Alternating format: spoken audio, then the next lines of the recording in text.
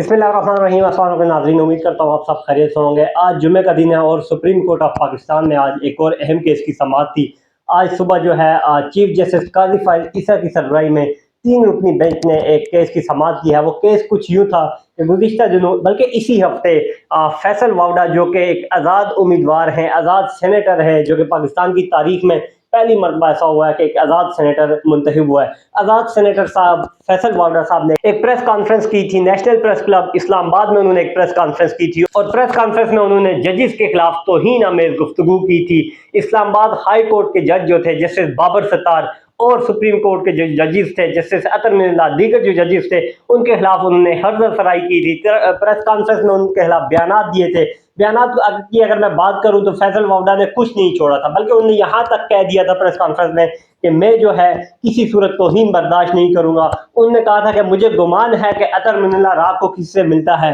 फैसल वावडा ने यह भी कहा था कि मुझे गुमान है कि अतर मिनल्ला एक सियासी जमात से राब्ते में है। फैसल वावडा ने आगे ये भी कहा था कि अगर आप हमारी पगड़ी उछालेंगे तो हम आपकी भी पगड़ी उछालेंगे, हम आपकी पगड़ी से फुटबॉल बनाएंगे, ये कहा था फैसल वावडा ने। उसके बाद कल मुस्तफा कमाल जो कि कोर्ट आउट है, उनकी जानब से भी प्रेस कॉन्फ्रेंस की गई थी नेशनल प्रेस क्लब में और उनकी जानब से भी जजेस के खिलाफ तौहीन आमेज गुफ्तगू की गई थी। तो आज जो है सुप्रीम कोर्ट ऑफ पाकिस्तान ने इस पर एक अज खुद नोटिस दिया था। काजी फाइज ईसा जो कि चीफ जस्टिस ऑफ पाकिस्तान है, उनकी सरबराही में 3 रुकनी जो बेंच था उसने इस केस की समाअत की है। काजी फाइज ईसा जो कि चीफ जस्टिस ऑफ पाकिस्तान है, उनकी अगर मैं बात करूं तो उन्होंने कहा है कि किसी सूरत भी जजेस के खिलाफ फर्जा सराई बर्दाश्त नहीं की जाएगी। उन्होंने कहा है कि इदारे जो है वो इस मुल्क के हैं, इदारों के खिलाफ बात करना इस मुल्क के खिलाफ बात करना है। आगे जाके काजी फाइज ईसा ने कहा कि अगर कोई तौहीन अदालत करेगा तो हम उसके खिलाफ कार्रवाई करेंगे। उन्होंने कहा कि अगर वो एक शख्स के खिलाफ कोई अगर बात करता है तो वो अलग बात है, लेकिन इदारे के खिलाफ बात करना किसी सूरत काबिल कबूल नहीं है। तो इसके बाद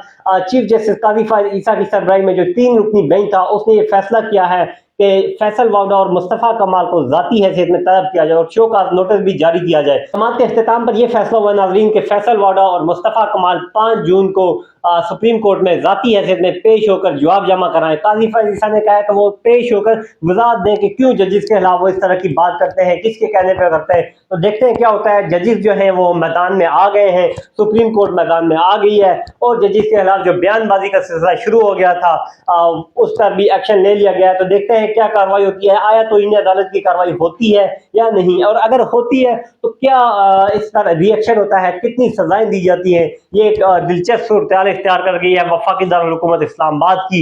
ये थी आज की इस्लामाबाद सुप्रीम कोर्ट से ताज़ा तरीन सूरत हाल। इंशाल्लाह मजीद भी आदिल अब्बासी आपको अपडेट करता रहेगा। आदिल अब्बासी को इजाजत दीजिए। अल्लाह हाफिज।